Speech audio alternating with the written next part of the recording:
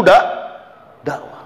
Jadi punya kompetensi, punya spesialisasi. Yang penting satu, ya ayyuhalladzina amanu in tansurullah yanzurkum wa yusabbit aqdamakum. Wahai orang-orang beriman, barang siapa menolong agama Allah, maka Allah akan menolongmu dan meneguhkan kedudukanmu. Kedudukan dalam hal apa?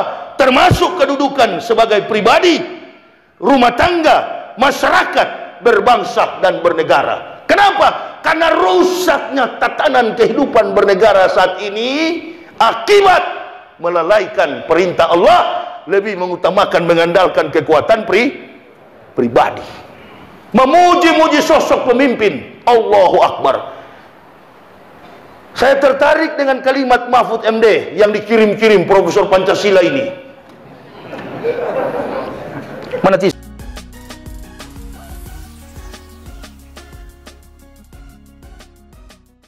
Karena dakwah itu, saya mau ajarkan, dakwah itu artinya menjawab.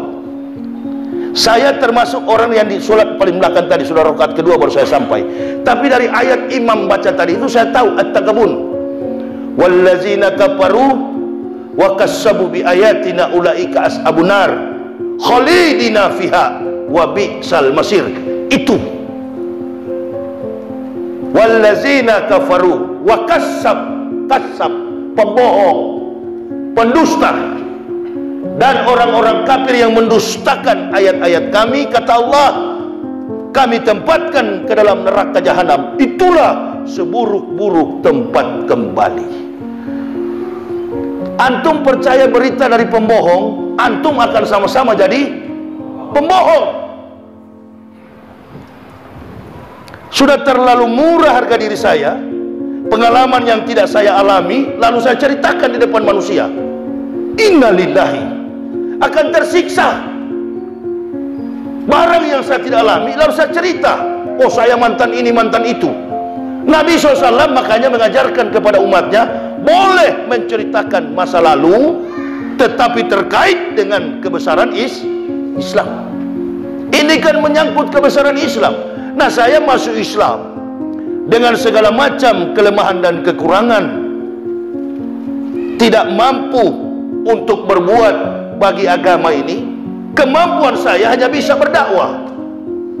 Ada juga orang kafir yang masuk Islam dengan kemampuan finansial, mereka kemudian membantu dakwah. Jadi punya kompetensi, punya spesialisasi. Yang penting satu, ya ayyuhalladzina amanu in tansurullah yanzurkum wa yusabbit aqdamakum. Wahai orang-orang beriman, barang siapa menolong agama Allah, maka Allah akan menolongmu dan meneguhkan kedudukanmu. Kedudukan dalam hal apa? Termasuk kedudukan sebagai pribadi, rumah tangga, masyarakat, berbangsa dan bernegara. Kenapa? Karena rusaknya tatanan kehidupan bernegara saat ini akibat melalaikan perintah Allah, lebih mengutamakan mengandalkan kekuatan pribadi, memuji-muji sosok pemimpin. Allahu Akbar. Saya tertarik dengan kalimat Mahfud MD yang dikirim-kirim Profesor Pancasila ini.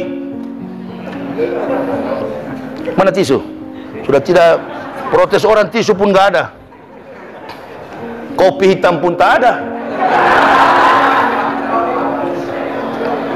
Apa kata Mahfud MD? Mahfud MD mengatakan profesor, punya bidang spesialisasi, punya bidang kompetensi di bidang yuridis, hukum. Dia katakan apa? Masya Allah, kalau pemimpin sudah tidak dipercaya rakyat, ini Mahfud yang bilang, jangan ente lapor saya lagi, lebih baik mundur. Kan kita ini pernah sekolah semua, termasuk saya, walaupun nggak tamat SD saya. Orang kan bilang, SD di mana, SMP di mana, SMA di mana? Jawab sajalah, nggak pernah sekolah saya, buta huruf. Daripada capek kita menghadapi kafir.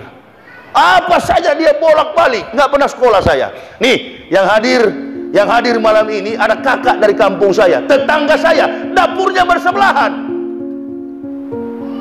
Wallahi, satu kampung, dapur saya dan dapur beliau sudah sama kakak beradik kami. Kakak saya jauh beliau ini dengan kakak saya yang mualaf perempuan di Manado, Heti, namanya Kak Santri Maili. Bapaknya ustadz di kampung saya. Mereka di kampung saya cuma 11 keluarga. Saya tukang olok kalau mengaji. Makanya mereka heran, kok bisa masuk Islam? Saya masih kecil, ada satu keluarga orang Jawa, Jawa Timur ini, tinggal di Manado, di samping rumah saya, bersebelahan jalan raya. Namanya Wadi, bapaknya Ustadz. Satu waktu saya masih kecil, saya ikut Wadi. Karena saya bilang sama ibu saya, Mak, ini buku-buku dari Holland, di dalam pelajaran Sunday School atau sekolah minggu, saya buka-buka, saya bilang, Mak, ini Tuhan Yesus pakai baju orang Islam. Kenapa pendeta-pendeta pakai jas? Memang dari kecil sudah kritis saya. Dan banyak teman-teman sepermainan saya beragama Islam. Baik-baik kita berteman. Bapak saya tentara sedang piket di Korem. Saya bilang sama ibu saya, ini Tuhan Yesus pakai baju, karena masih sebut Tuhan, Tuhan Kristen. Ya, nggak apa-apa, nanti di surga kan ada surga sendiri, orang Kristen, kapling sendiri, neraka. Itu dia jengkel sekali. Antum kalau bertanya begitu, sana mau ikut yang kafir sana. Siapa yang tidak jengkel, dia sudah setengah mati pimpin jemaahnya, Yahya ambil jadi masuk Islam. Habis derma dia, derma perpuluhan, dia di kepala pendeta itu fulus 1/10. Bayarlah. Ustadz mana ngomong-ngomong duit begitu, mau benjol tuh ustadz itu. Tidak ada. Ya, ada beliau hadir tadi, usai saya langsung peluk. Sebentar beliau ngajak saya untuk makan ikan bakar. Panitia nggak usah repot. Ini bukan Ustadz imanuhum fi amplopihim, bukan. Nggak dikasih amplop, ngambek,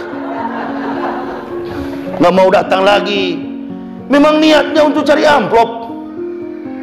Malu kami murah tapi tak murahan, amplop tak mampu bayar kami. Ya, dengan logika sederhana, mana ada pendakwa dari Jakarta datang pakai mobil sendiri, sopir sendiri, dan sudah 13 tahun, alhamdulillah, sehat walafiat. Subhanallah, karena doa jemaah. Saya datang karena kecintaan kepada Islam dan jamaah. Itu beliau ini orang satu kampung, kakak saya jauh, bilang sama ibu saya, kok Yesus pakai baju orang Islam, pendeta pakai jas, bahkan sampai mati pakai jas. Sepatu dasi kupu-kupu, masya Allah, terkapar di peti mayat. Berangkat ke neraka. Mau kemana kawan? Oma saya waktu meninggal dunia, ini tuh mereka jengkel sekali. Sudahlah, kita berhenti yang kemarin-kemarin, sudahlah, kampret dengan cebong itu nggak usah lagi. Di masjid ini juga pasti ada cebong, ada juga kampret. Udahlah, stop itu, nggak ada urusan itu. Sekarang kita fokus, karena kafir-kafir mau menyerang Islam, UAS dihantam. Ada urusan apa? Bukan masalah UAS saya bela, yang saya bela adalah masalah Islam. Kau